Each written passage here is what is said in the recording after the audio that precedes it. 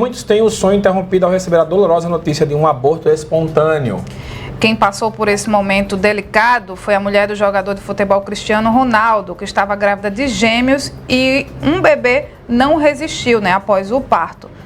Ou neonatal, né, como chama, ou o aborto mesmo ainda dentro da barriga. Sobre esse assunto vamos chamar ao vivo Ana Rebeca Passos. Ô Ana, como enfrentar esse momento difícil, né? O que eu li dessa situação do Cristiano Ronaldo, que os especialistas começaram a falar sobre o assunto, é que até mesmo o tratamento lá no hospital, às vezes não é o adequado, porque não se vê nem a criança, né? Não se tem a oportunidade de ter aquele acolhimento, enfim, né? Como é que isso deve ser encarado?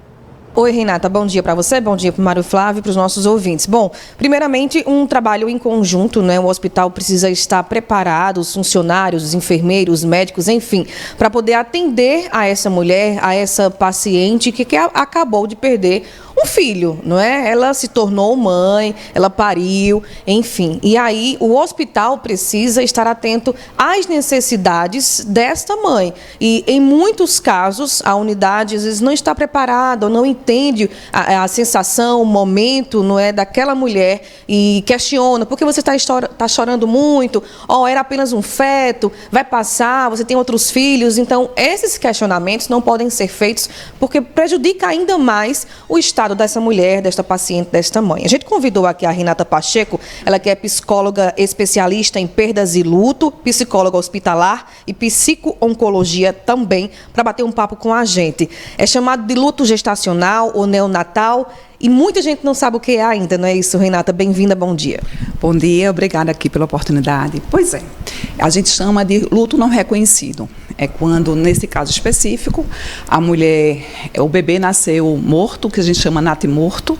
Esse bebê morto, natimorto se dá o nome onde o bebê, ainda na barriga, né, num período gestacional, ele morre, ou quando, logo após a morte, ou logo após o nascimento, tá? E aí isso se chama um luto não reconhecido porque a sociedade em si, ou até mesmo essa mãe, ela tem dificuldade, né, de lidar com essa perda. As pessoas falam: olha, você, no caso da esposa, né, do jogador, eram gêmeos, né, e aí o outro está vivo. E aí talvez a sociedade, as pessoas venham a falar desse tipo: mas um está vivo, vamos viver, vamos prestar atenção no que está vivo, o que morreu já morreu. E aí está tudo errado, porque é necessário a gente entrar em processo, né, da perda, do choro, do despedir, de entrar num processo de luto realmente do filho que nasceu morto, natimorto, para que ela possa estar mais completa, né? Não sei se a gente consegue estar completa numa situação como essa, para cuidar do filho, né, que está vivo. Ô, Renata, e a família também deve entrar nesse processo de tratamento, de certa forma, se é que eu posso colocar assim? Sim, sim. O entorno da família, ela é importante, que existe esse reconhecimento que essa mãe, né, que esse pai, que a família como um todo vivencia um processo de luto, tá certo? Para que ela, então, assim, deixar ela chorar, deixar ela se despedir, se por acaso tiver essa condição de se despedir do filho que nasceu morto, de olhar, de tocar. Às vezes elas querem bater foto, às vezes querem tirar um pedacinho do cabelo para guardar, né? Então, se essa mãe tiver alta do hospital, é importante sim que ela também vá para o sepultamento.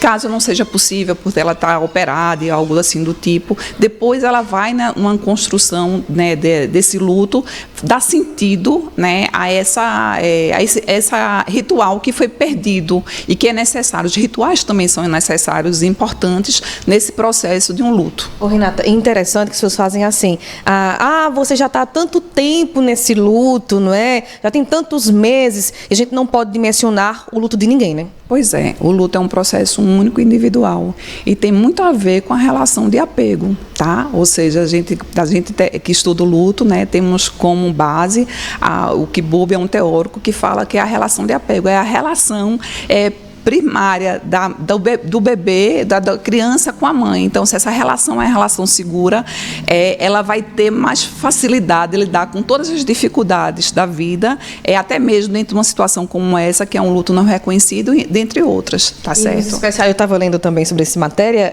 Renata e Mário, os especialistas dizem assim, né, que a família não pode, por exemplo, desmontar o quarto desse bebê que estava sendo montado, não pode doar as roupinhas, você tem que esperar a mãe decidir, a família, o casal decidir quando de fato isso pode acontecer. Também faz parte de um luto, né? Pois é, uma grande verdade, né? É necessário respeitar o momento, tá, de cada família, de cada paciente, né, de cada enlutada, mãe e pai, para que eles possam fazer isso. E aí também, dentro de um contexto como esse, dentro de um trabalho, né, psicológico e suporte psicológico ao luto, às vezes a gente também pega um objeto para que eles possam estar junto, né, quando eles acharem que está numa hora de doar ou não, né, aquelas roupas, todo aquele investimento afetivo, de poder guardar algo como uma lembrança, como algo que possa concretamente estar simbolizando a vida, a história daquela criança que não chegou a nascer, né, que é o natimorto. A gente encerrar, Renata, com essas informações aqui. Então, o que fazer, não é? Qual o procedimento dentro de um hospital? A família, quais são as atitudes que precisam ser tomadas para que essa mãe não sofra ainda mais? Pois é, primeiramente é a gente poder entender que essa mãe está num processo de luto, uma coisa assim muito prática, e que infelizmente acontece, se o bebê morreu, quando a mãe vai ao quarto, tem que se tirar realmente o bercinho. Se a mãe está numa enfermaria, não deve estar junto com outras mães que estão com seus filhos ao lado. Então isso é atenuar ou é aumentar o sofrimento daquela enlutada, né? Luto é um processo natural, tá? E é necessário a gente dar o tempo daquela paciente. Se a gente vê que aquele enlutado está um nível de sofrimento muito grande, que ele não está conseguindo lidar com essa dor, ele não está conseguindo posteriormente, depois de algum tempo, tomar banho, se alimentar, não está com vontade de viver, aí sim precisa de uma intervenção profissional, seja psicológica ou psiquiátrica. Quem pode atestar que essa pessoa está precisando, né, desse acompanhamento, de fato, é o psicólogo, né, para poder cuidar desse enlutado. Muito bem, muito obrigada, viu? Renata Pacheco, psicóloga especialista em perdas e luto, batendo um papo com a gente sobre o luto gestacional e também neonatal. Vale aí as dicas. Renata, Mário.